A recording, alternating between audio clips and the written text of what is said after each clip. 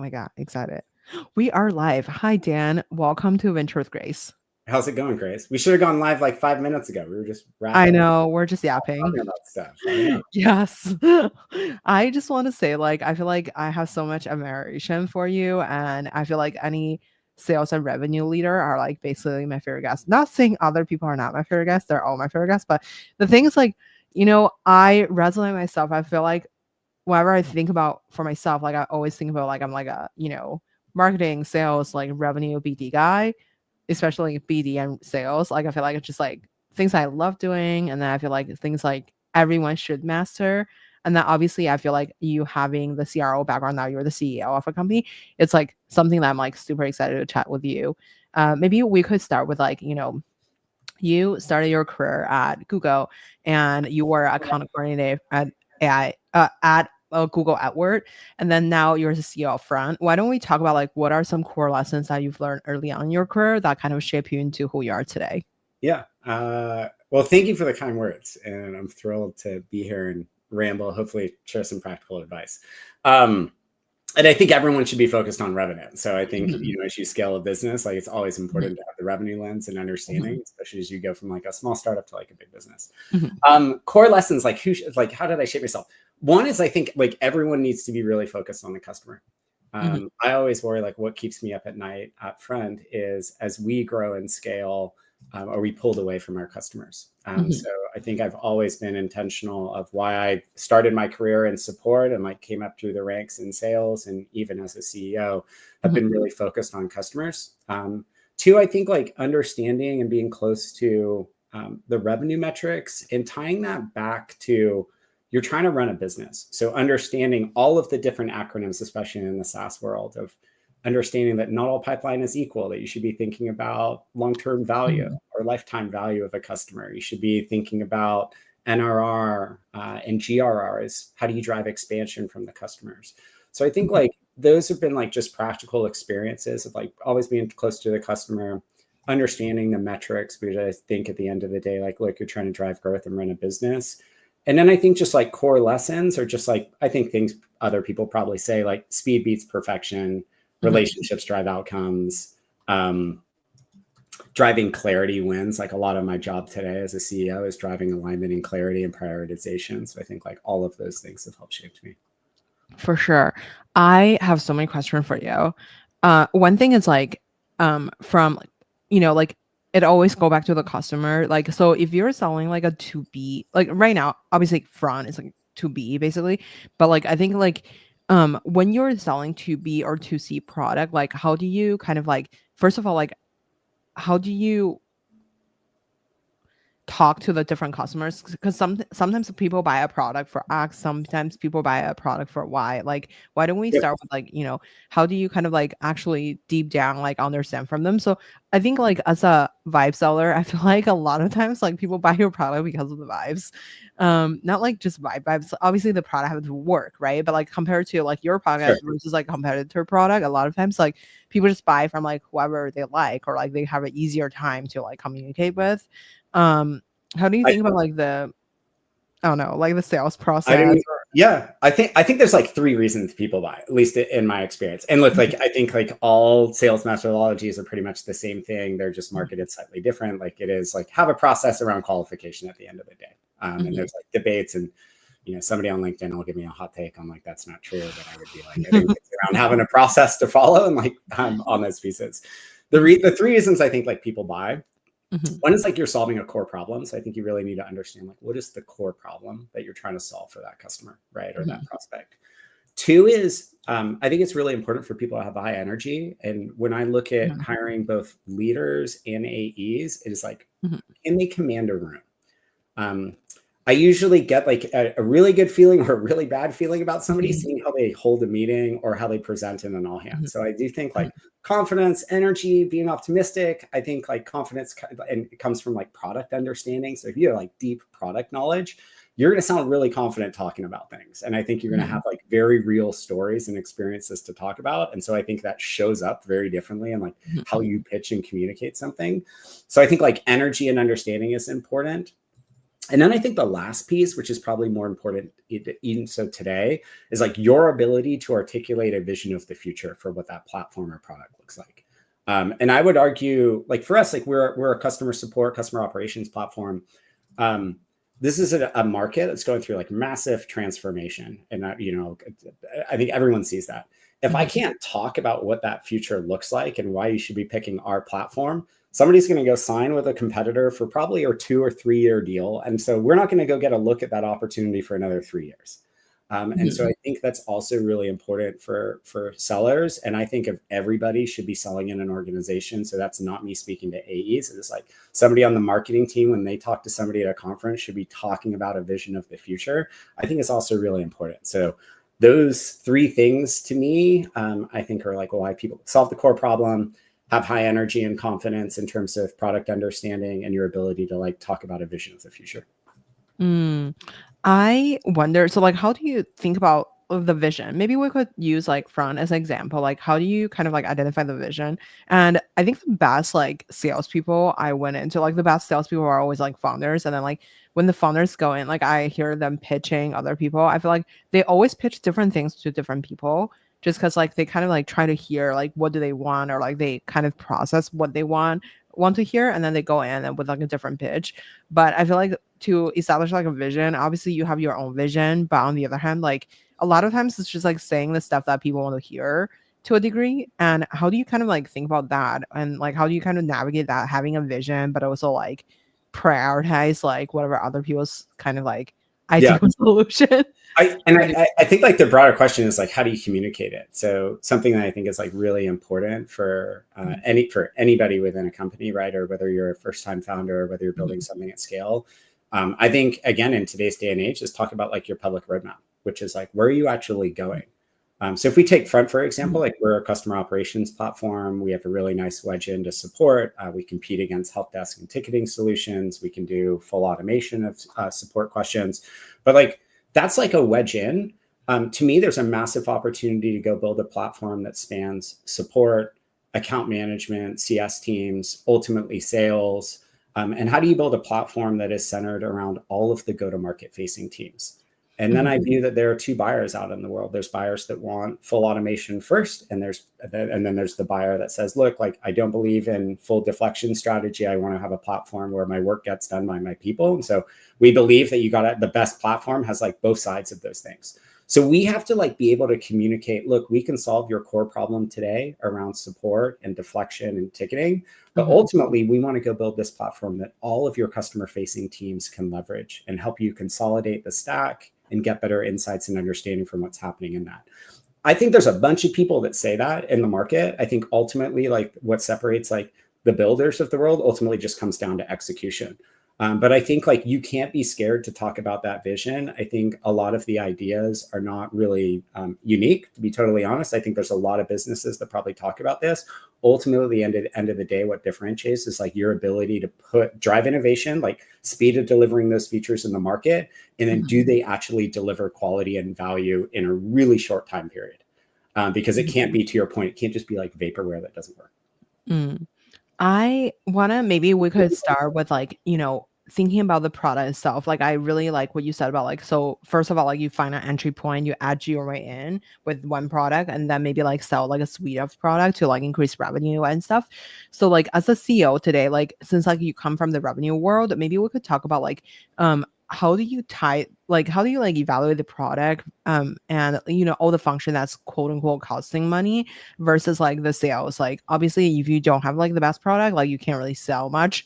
But like, and then the other day, like so when at my conference, like the president of Cisco was saying that like you have to have like the market pool like from the product. Like you can have like a second tier sales team. Like he was using Google as an example, though I feel like Google probably have the best sales team too, but like basically he was saying like, you don't have if you have a tier 1 product, you have a tier 2 sales team, you can still win. But if you have like a tier 1, he didn't say the second part, but I feel like I interpret it as like, if you got a 1 of 1 product, I think it's pretty easy. Like you're talking to somebody that sold at Google AdWords, and the competition was radio advertising and newspapers. So it was pretty hard not to be successful. Your point on like the like pulling the market. And this goes back to like where we started of like forcing people to be really customer centric. And I think a lot of people will say they are customer centric, but leaders don't actually do it. I'm on probably 2 to 3 calls a week. That may or may not sound like a ton, but just given span of responsibilities, like I think that's pretty good. I'm willing to hop on a flight. Like our team knows I will hop on a flight anywhere to go meet with a customer, assuming they're of reasonable size and opportunity. We won our largest customer, $1 million deal in Front history, just over $1 million deal last quarter. Flew across the country with the team to go help win that deal. Like I will go and do that. So I think like ultimately it stems from like, is your leadership team like engaged with customers and hearing firsthand, like what are the needs and opportunities? So I think it starts there.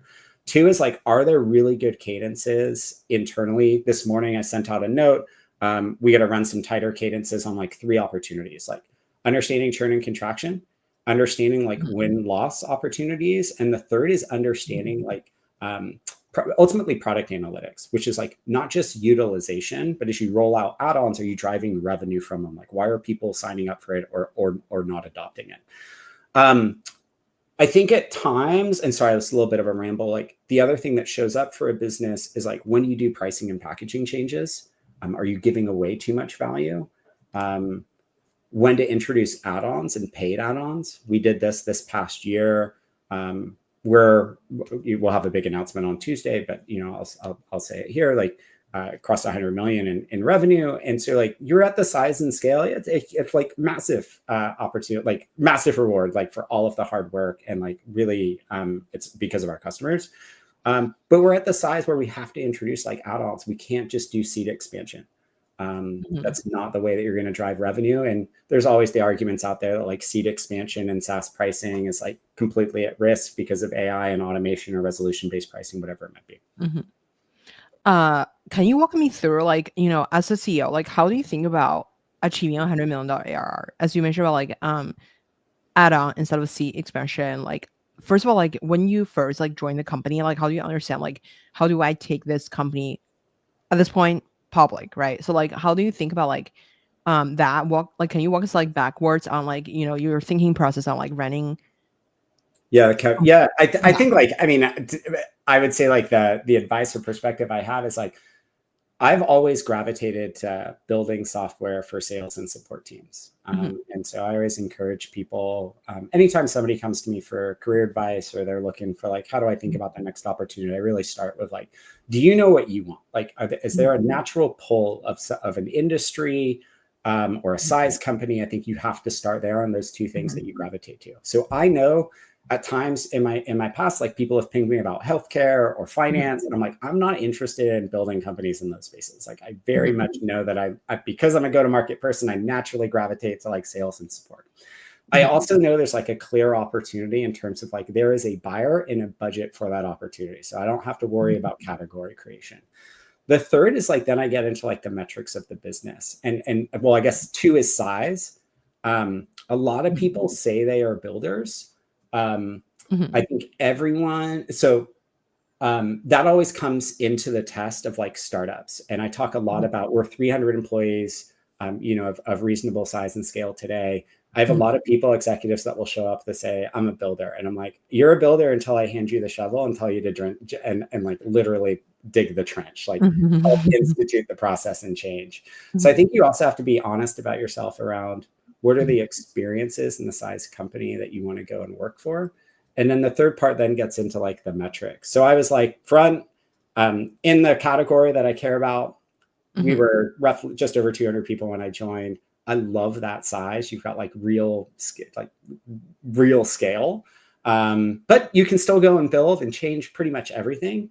I loved the opportunity. I think this is a massive TAM and market that gets completely disrupted. Like every dollar gets shuffled around the table. I think we can be a multi-billion-dollar revenue generating company for sure. That requires execution, but I think like we have the team and the product and the ability to go and do that. And then the fourth part is like looking at the core metrics of the business. And you and I were talking early about this. We're super transparent. Like we get out of the board meeting, I share an unedited tech with every employee. I Mhm. trust them not to go and post it. We talk about hiring people and setting some expectations of like, Mhm. so far we've been pretty good if like things don't show up on social media, Mhm. knock on wood. But I think you got to believe that you can trust people. And then two is that ultimately gives them all of the information and understanding that provides better context for decision making as well.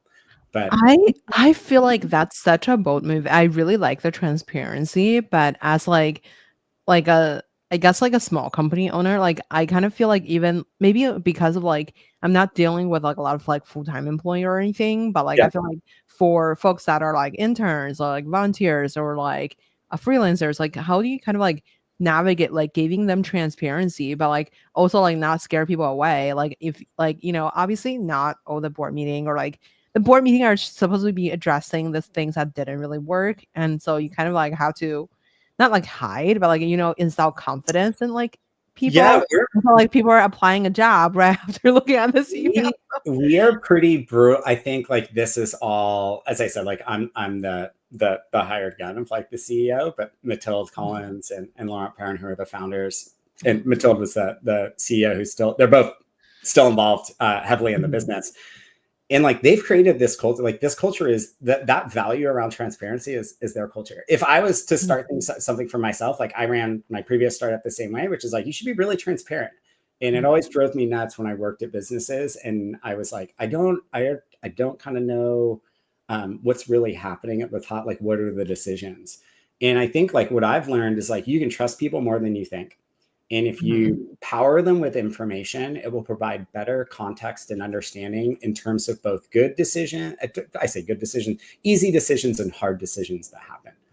Because then you can understand, like people then understand that at the end of the day, there is a business that you're trying to grow, you're trying to build a business that's as fast growing as possible and as Mhm. profitable as possible.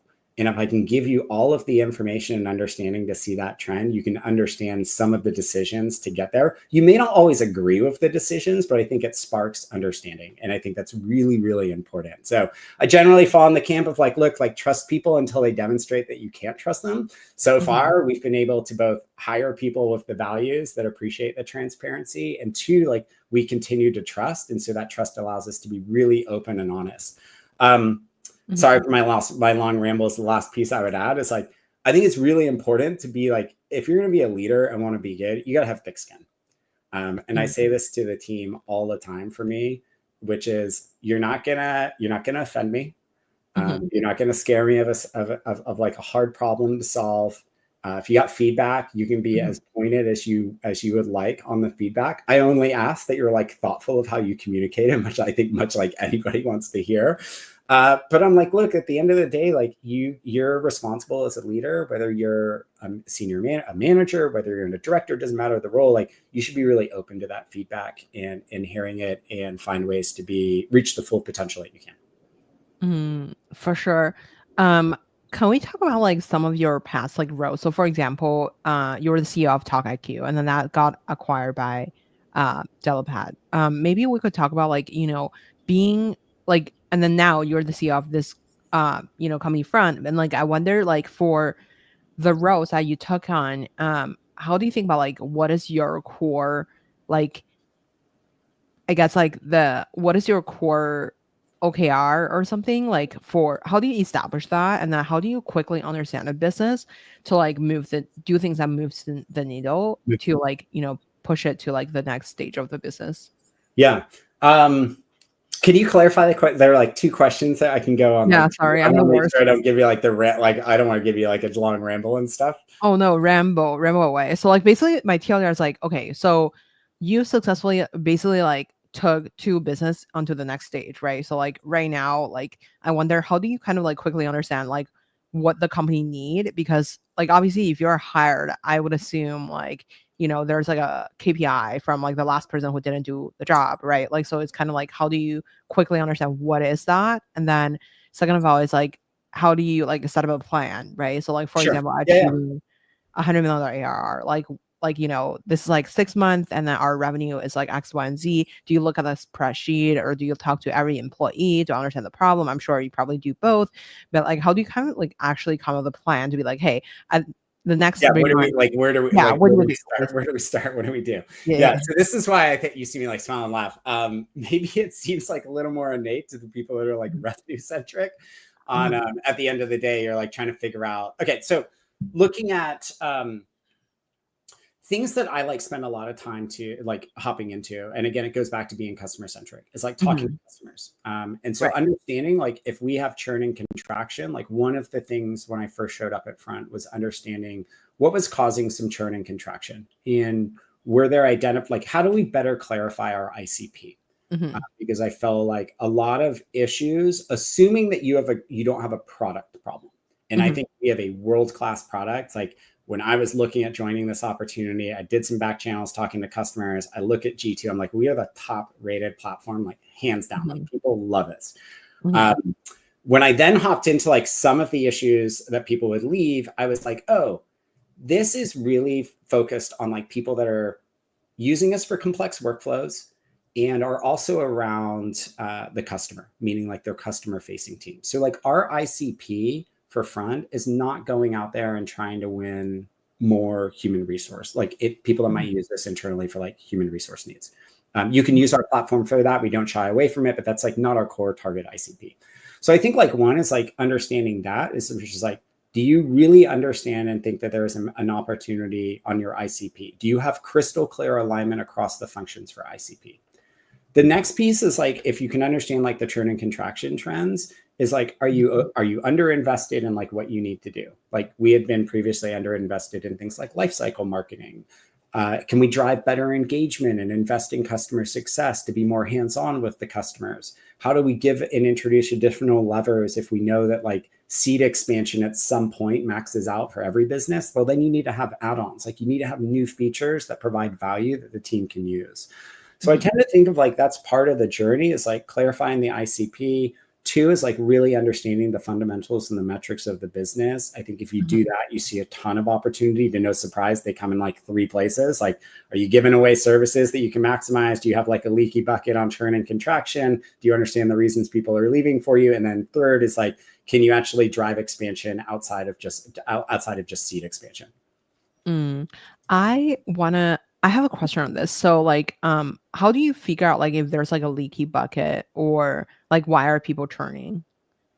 Yeah, Because we do so we'll do benchmark it. Like I fundamentally believe we should be a top quartile business. We're like right on the cusp, but a top quartile in terms of like growth metrics. So you asked about a Mhm, North Star metric. I care about North Star metric, which is like at scale.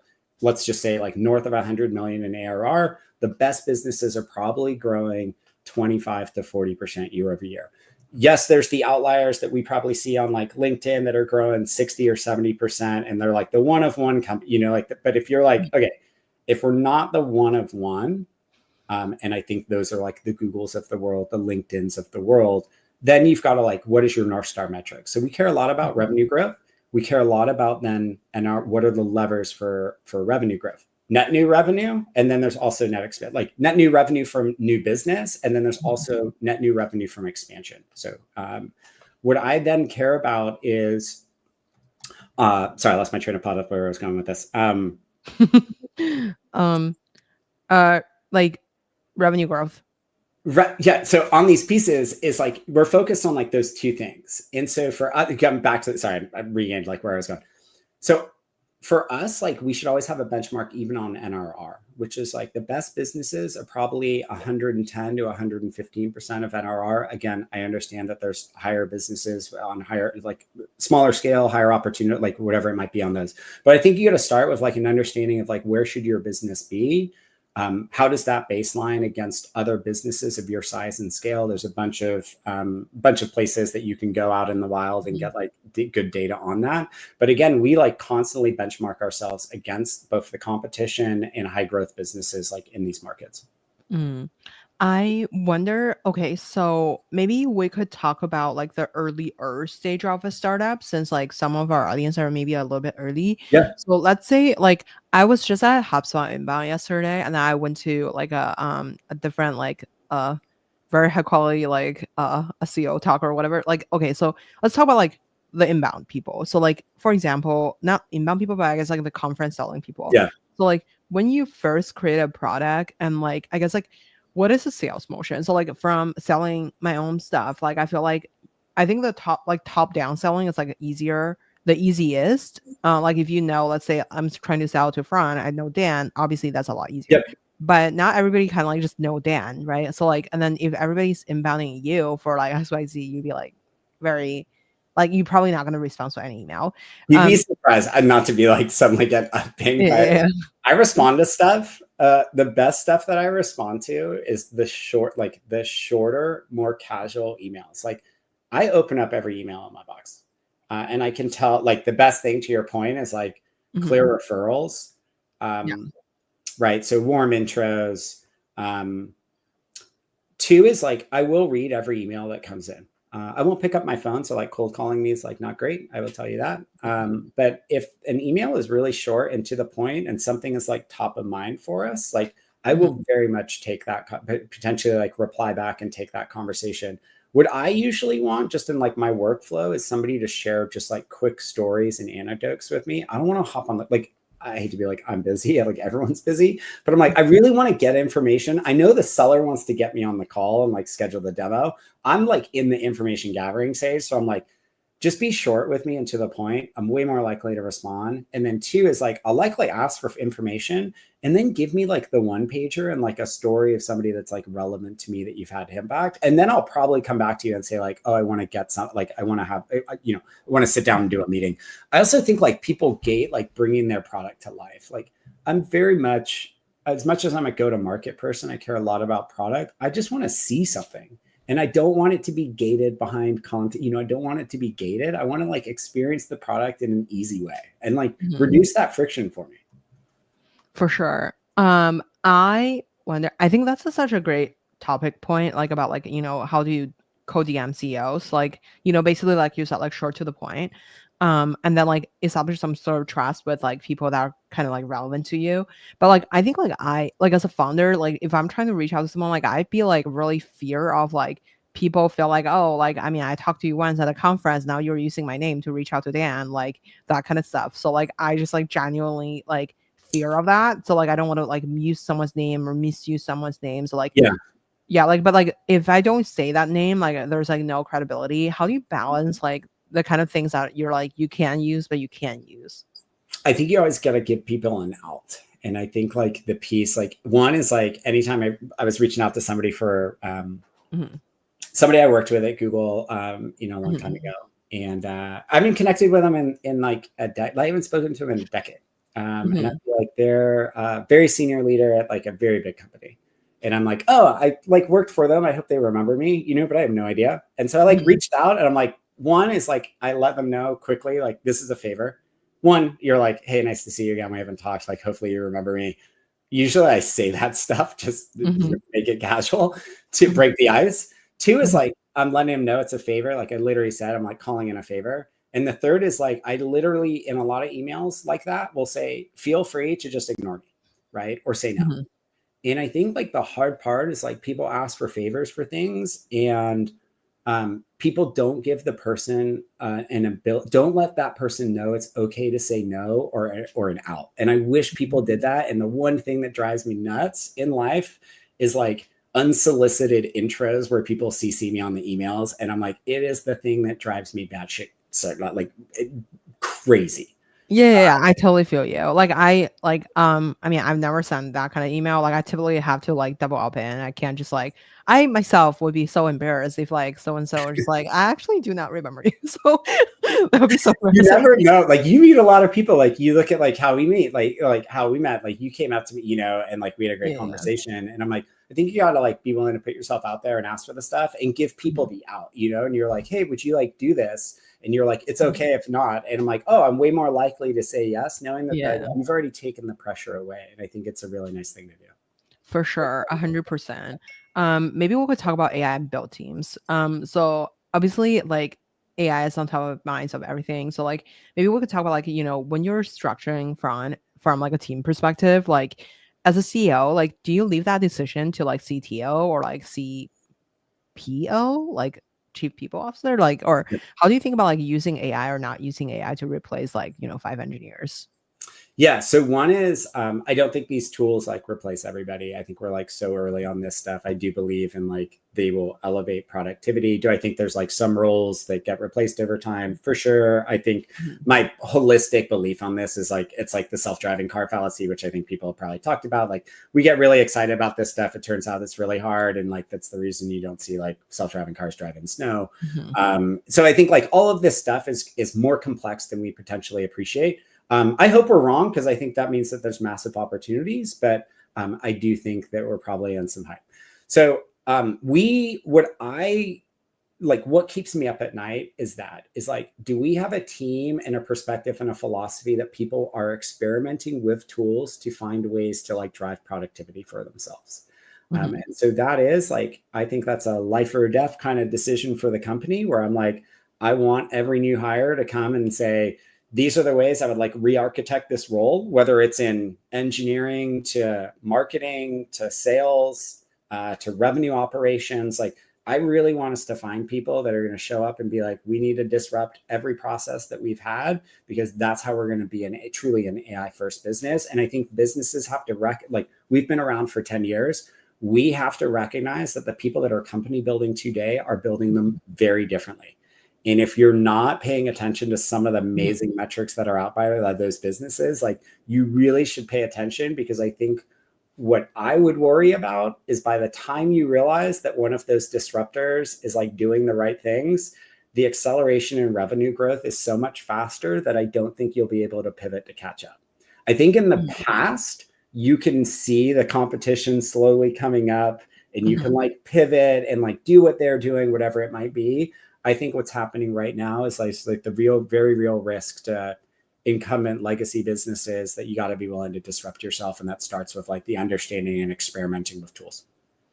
I have a question on that. So like, how do you think about competition? So like basically, I'm at a conference like the CR of Nebius, like we're chatting about it. Like he had 4 successful exit, some of them to like the most like successful company in the world. And basically he was saying that like if there's like no big tech company competing with you, like you're like not really building like a substantial business, like to a degree. Like I mean, this is also again like not his exact word, but in my takeaways. So how do you think about competitions? And like I feel like in the customer success realm, there's like literally 500 startup happening right now. So how do, like you mentioned, like a lot of the startups could be leveraging AI and not having crazy revenue growth. How do you think about your competitive advantage? And I guess like how do you, I guess the other problem is like what would be your insight that like kind of like differentiate your company versus like other company? Just because I think like a lot of people think about like the day-to-day, how do you execute on XYZ, but you must have like something that most people don't believe in, but it will actually happen to be true to kind of like win. So like I think like as like a small founder myself, like my biggest fear is like it's not like necessarily like, oh, if someone's competing in my category doing exactly what I'm doing, I fear of. And I fear of like the people who are like, oh, I'm not batting against like X, and then that person did X, and then that thing become like huge. Becomes a big thing. Yeah. So I think like I do fundamentally agree with if you're like the category create, I think most categories exist today. This is like big like LinkedIn debate on this. I think most categories exist today. So if you're like talking about the category, I would be like, do you have a defined problem or do you have a defined ICP? Because as I said, I think it starts there. So I tend to agree in my belief of like, you want to play in a market with big players that are ripe for disruption. And I think like customer support, customer operations, sales are all massive markets ripe for disruption.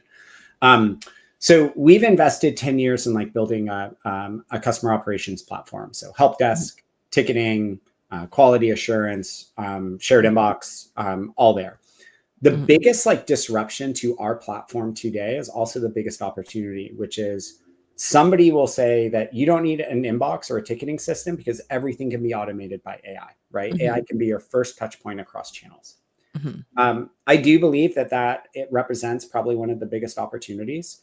I also think that we underappreciate the complexity of truly automating end-to-end complex end-to-end workflows. You need integrated systems, you need training data, you need larger token windows. all sorts of things that I think make that. I think it happens over time. I'm not sure it happens in 18 months, which would be like some of the arguments that are like out there. I also believe that in this market, you need to have both sides of the equation, meaning somebody wants to have quick answers in an AI first touch point for customer support, account management, sales. They also, that first touch point is going to break down, or there's going to be conversations that are of such high value that your workers need to have a platform where they can get that work done and get back to that customer. So we are building exactly that. Like, we want to have both sides of the equation. That should be one platform. That platform should be used across all of your go-to-market teams. It should handle full automation, partial automation, and then all of the conversational intelligence that's happening across it. Like, that is our vision. Like, that is what we are executing against and building. But I think, like, when I think about the competition, is like, we have to think about competition in a few different areas. We have to think about the CRM businesses. We have to think about the contact center businesses. We have to think about the pure ticketing platforms. Like, you can see that as time goes on, like, all of these markets are actually converging. The place I will tell you I think they are converging to is like, what is the platform for where work actually gets done? And where that work actually gets done is the inbox, which is like, we have the best shared inbox like platform on planet Earth for that. And so I think, like, I get excited trying to build like that really big vision and opportunity. But that's how I think about kind of competition. For sure. Like, okay, so I have a question for you on this, right? So like, for the CRM, for the pure ticketing, for like just like other stuff. So like, if a startup starting today, like, and then trying to disrupt the sector, like, how big is actually the TAM is? And then is this like a very fractionalized market, or do you feel like it's more towards like winner take most kind of thing? I think like very few markets are like winner take all markets. So I think that's like a little bit of a fallacy that people get, I think, like, wrapped around their axle on, which is like, I don't think there's, when we're talking about customer support, you're talking about every business on the planet. There's different needs and niches. So I'm like, I don't think like that's a winner take all market for sure. So where's your niche? And then, like, how big is that niche is like something that you have to think about. I think, like, when people are building startups, like, you got to make like that decision like very early on. I was speaking at a startup school like the other week talking about some folks, which is like, do you start on enterprise or do you start on SMB, or are you trying to do the whole thing? And I'm like, number one, like, don't split yourself. Like, don't do both. Two is like, if you're committed to enterprise, like, there's a lot of opportunity, but a lot of risk. Like, you're going to get pushed on security compliance. You're probably going to get pushed on potentially building features that are unique to like that business you're trying to win. So you just got to be aware of that. So I do think, like, when I was building at Talk IQ, like, we were starting building a conversational intelligence platform, real-time speech rec engine. We focused on SMB because I was like, look, there's tons of businesses that we can go and talk to that allows us to go and talk to them and get a lot more feedback in aggregate and react faster. And those people seem to be able to make decisions faster around swapping out kind of platforms and opportunities.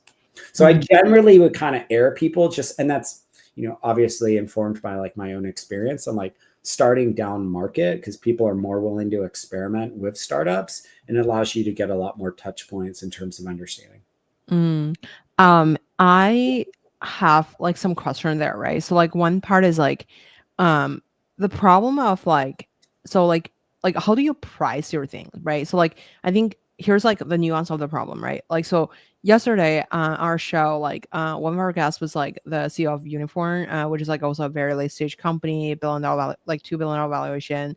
And the CEO basically were saying that, like, there's two kind of like ways to sell. Like, one is like the Salesforce way, which is like small medium company at the beginning, like, but it become a big business. Or like them, they are just primarily focused on like Fortune 500 and adjacent basically. And like, I think like he said like you have to be very intentional. And I think like I respectfully see my disagree on like the not going for like small and big enterprise at the same time. I kind of feel like for a startup, you have to just try both to see like where like the pass has stick on the wall kind of thing. Like, if you have like any access to like big or small company, I think any customer is a customer. But I think the big challenge is like on pricing. Like, how do you price a thing? It's kind of like essentially you're selling the same thing to like, I think the small company can only afford X, and then like the bigger company can only afford Y. Like, what would be the core differentiation for that to serve them both? Like when you have to charge, maybe like I guess like the small company, you can't charge that much because they actually don't have that money. But like for the bigger company, that like you don't want them to feel like unfair. Yeah. Like, why do you charge like X, like, you know, $2, and now I'm like charged by 100. Yeah, I think so. To give you like not a non-answer, try to give you like, I think it matters on like, one is like understanding the economics of the business. I think people need to be intentional around pricing. And so for example, like in traditional SaaS, like typically you see like 3 tiers of pricing, right? So you've got like your standard professional, and let's just call it like enterprise.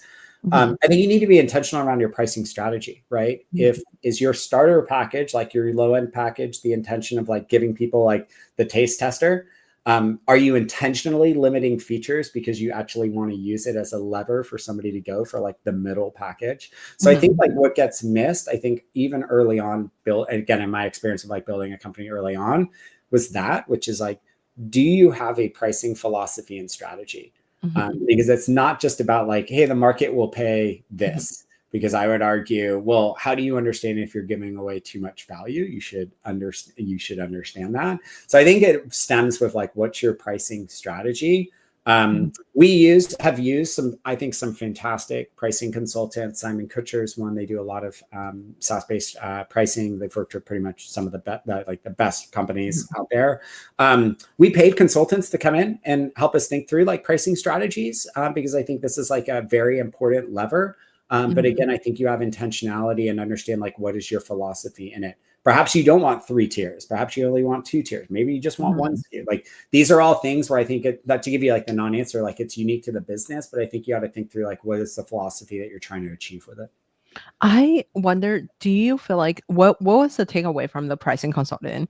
I guess like the thing is like if you charge like something like obviously there's like a school of thought that's just like charge as high as possible. It's kind of like a lot of like I think like my friend when it comes to fundraising, there's like let's just raise as much as possible at a high valuation, and then like if like it doesn't work, we're like just always able to come down because people are like you never really know what people will pay. So like if you don't charge up, like you don't yeah.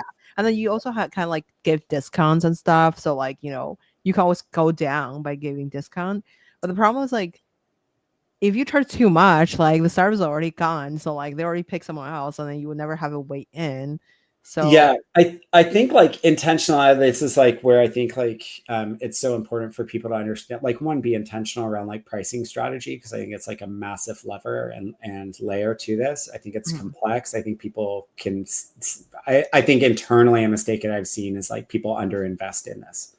I would also add, and I'll get back to like the original question. Like I also think it's important to have things like concession matrices and you know, things we have done in the past in like different businesses is like some businesses will choose to give away professional services.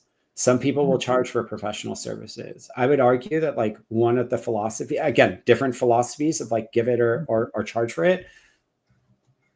In the past, what we have done at a different business is like we charge for services and then that actually becomes something that we will give away and discount down because that is a non-recurring revenue item.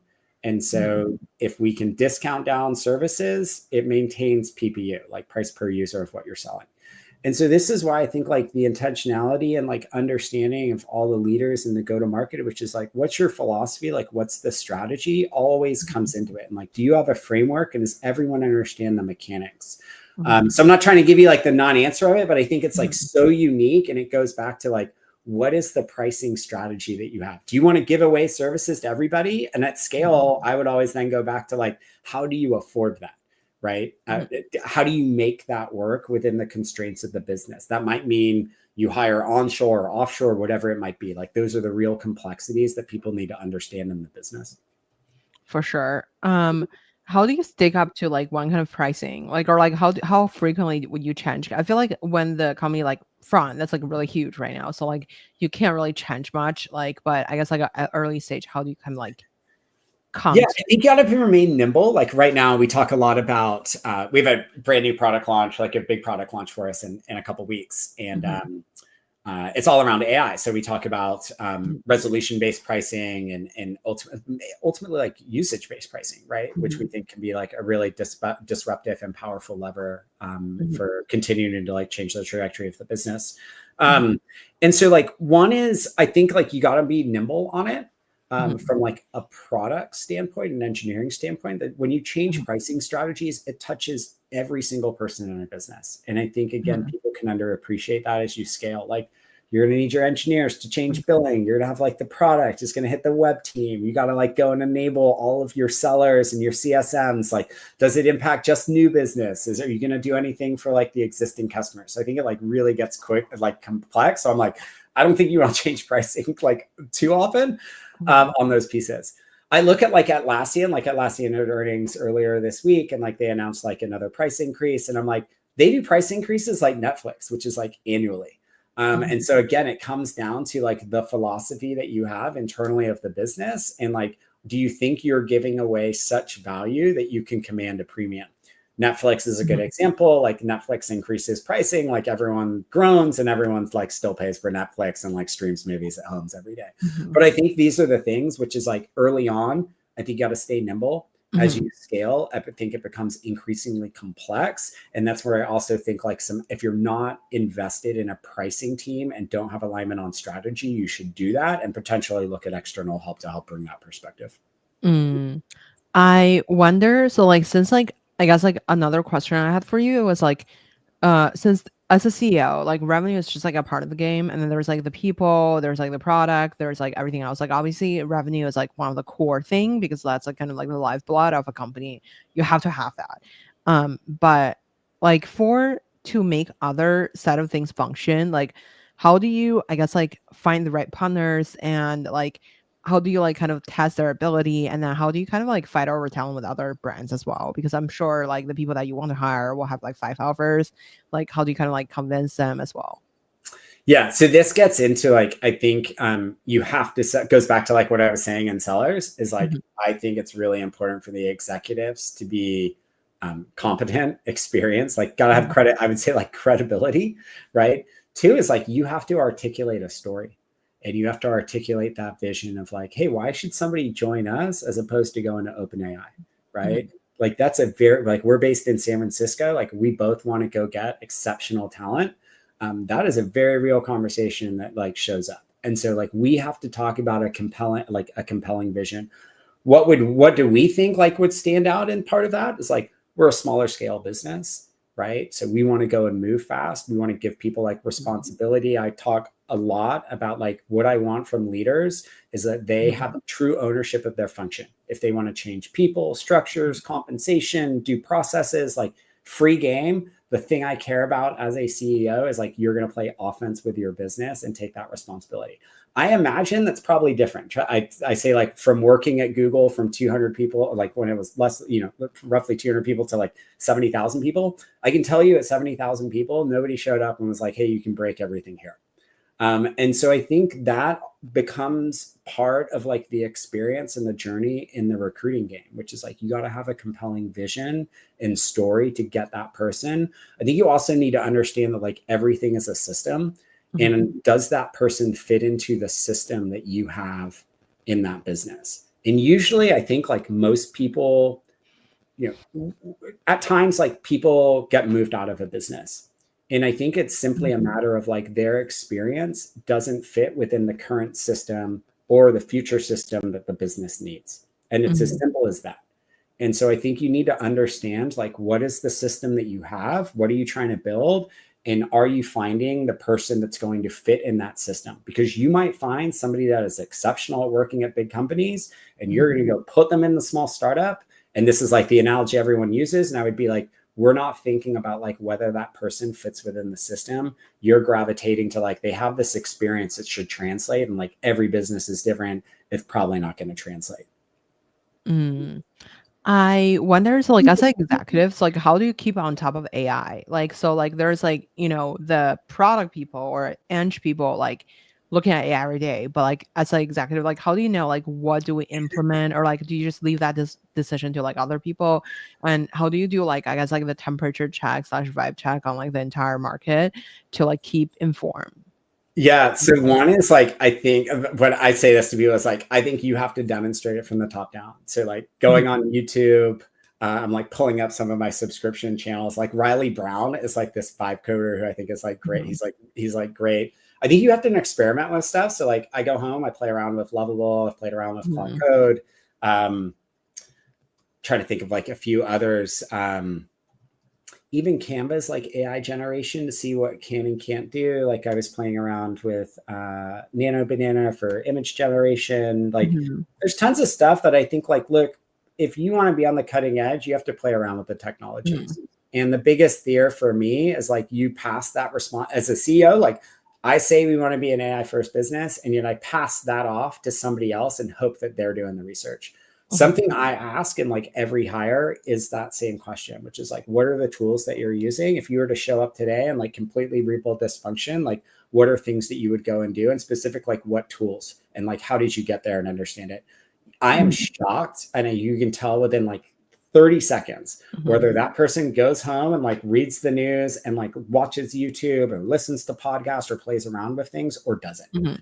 And I think like what I am really focused on again is like, how do I infuse people that are going to show up and break processes and think about company building for the future within front? Like that's what gets me really excited. But I think it starts at the top down, and like there's no easy way to it. Like you have to find the time to actually make that happen. For sure. Okay, so I wanna I really like what you said about like, as a CEO, every day you have to educate yourself, and then like otherwise like you can't leave that decision to like other people. Of course, like everybody from like the company, like every new hire, like everyone bring into their own perspective. This is CEO, you need to keep yourself informed at all time. What do you think about like, I'm sure like you are probably advising a bunch of startups, or like you work with like VCs who is trying to ask you for like to vet a deal. You're probably LP of something. But like I guess like how do you think about like in the startup landscape, like how do you view potential like talent acquisition or like potential like acquisition of different companies, since you were on the other end, right? So like back in time you were acquired for your like to go into a different companies. Like how do you think about acquisition versus like buy, like just buy versus like build? Yep. So same, like very similar thing, which is like be intentional around like, what is your strategy as a business? And so as like for me, like I attend YC demo day. One is like allows me to think about like, hey, what disruptive startups are out there? Like what are innovative cutting edge people doing? Oh, by the way, if you want to go to the YC demo day, but prior to YC demo day, you can come to our dinner, because our dinner, we have a lot of like super correct founders who end up being at YC or who is like the current batch or something. I would love that. I will take you up on that.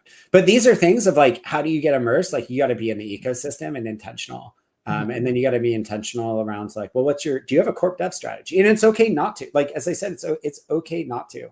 I basically I run corp dev at front. So we don't have a specific response. Like there's no person that is solely responsible for that function. That is something that I look at, and our size and stage right now, like we pretty much look for like Aki hires. If we were to like raise money in the future, we don't need capital. But if we were if we wanted to raise capital, I would think strategically around like, look, we're a big business. I think we've got a really nice growth rate. I think we can continue like the innovations that we have. We will continue to see that like inflect. But you look at getting to be a public company, and like your baseline for being a public company is probably the ones that are going, your baseline is probably 300 million. The companies that are going public today are all north of 600 million. So there's a ways to go for us to get there. I think there's massive opportunities to go do things like strategic acquisitions and like combine forces with something and continue to invest in like building that platform for customer operations. And so those are the things is like, I just think you got to be intentional around like, what is your strategy around corp dev and how does that play into like the ultimate vision that you have? For sure. How do you think about like how do you think about like the revenue that can like, not revenue, but like for the company that can help you basically grow from like a certain revenue threshold to the other? Like, I guess like how much of the alignment that it have to be make? Is that like from like a product perspective, or would it be like, some sort of like technology? So like, for example, I guess like like you acquire company X, and then they basically like it's like a different revenue line added into front, then you can like kind of cross selling. And how do you make sure that there's like synergy? Because just because like you could acquire, Yeah. like they could be like complete out of control basically. Yeah. So just being, like having a startup that's been through an acquisition and also acquiring companies, Mhm. I think it stems with like two things. One is obviously like the product opportunity. Like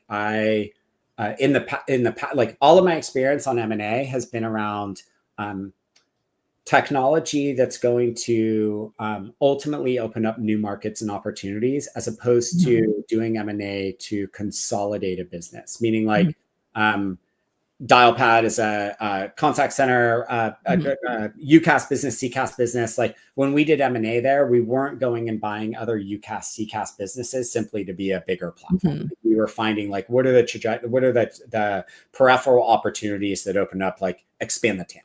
So Mhm. one is like, I naturally think about that, which is like, Mhm. one, are you doing an acquisition that's going to expand your TAM? And is that TAM a massive opportunity, and can it inflect the trajectory of the business?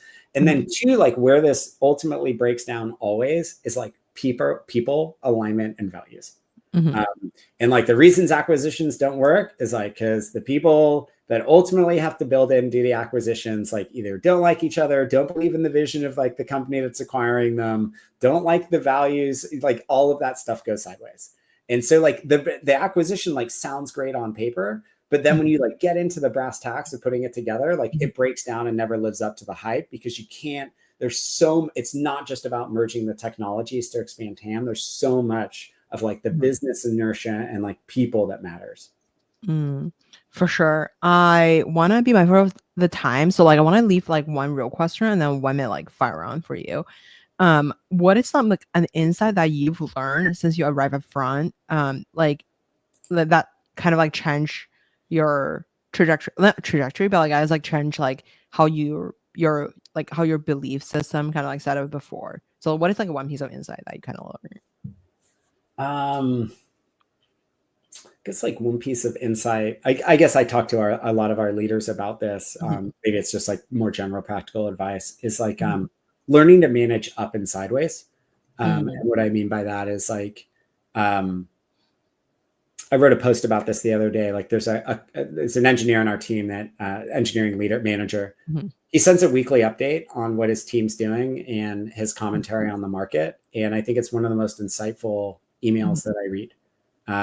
And I wish everyone did that. I think it helps the leader, his leadership, even me. I think very differently about him. I'm like, oh, high Mhm. potential, super sharp, like up to speed, all the things that I worry about. I'm like, that Mhm. person demonstrates. And I think like people just don't manage up. And I think like your inability to manage up is ultimately what will limit you in where you want to go in your career. Because I think if you don't manage up and don't build really cross-functional relationships and like recognize that like people at work have all opted in to spend their time, you're all on the same team. So like if you're fighting somebody or have tension with somebody, like really unpack why, because it seems kind of crazy to me that that happens. I see it play out all the time in like different experiences. And I always tell Mhm. people, I'm like, you're ultimately opting in to play on the same team. So like figure it out on these pieces. But Yeah. Yeah, I yeah, feel like match conflict is like so intense. Like, I mean, like I feel like my match, like if like me, obviously like I only manage like, interns, like volunteers, like freelancers or something. But like I think like if there's like any drama happen, I would just be like, yeah, like can you guys like just not fight? But I don't know if there's it's any tough. like It's tough. management process there. Personal dynamics, like yeah, cultural values, people don't understand each other. Usually it stems from like a lack of trust and understanding to begin with, right? Which is like people don't Mhm. even understand that you haven't even created like a common ground for Mhm. those people to work together. For sure. Okay, so like last 1 minute fire round for you. What's your favorite book? Oh, oh man, that's so hard. Favorite book? I sound like I don't read. It's a good one. You're gonna stump me on a book. I'm gonna give like The Giving Tree from like growing up, Oh just like life wow. lessons of like I think it's like a really good. I'm just thinking back from like childhood memories. I really like Amp It Up. I like Frank Slootman, who's the CEO. Yeah. Like that one's good. Snowflake. like I read a lot of business books, so that's why I'm like stumped on like, oh, I'm gonna give you like a bad answer on it. I Same think here. Living Tree is like a really good one from like childhood, just like philosophies of life. And then yeah, Alchemist is like a great one too. I think if people haven't read that, like it's a good one. Who would you invite to a dinner party?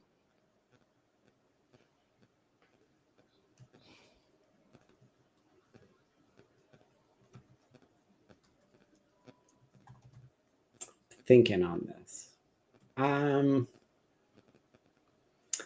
I think Bill Gates, I'd probably want to sit down to. I'm a big music fan as well, so I'd probably have somebody like Joey Ramone. I'm a big tech and music person, so those would be like 1 and 2 on my list. Love. Who made the biggest? Wait, actually, who made the biggest impact in your career?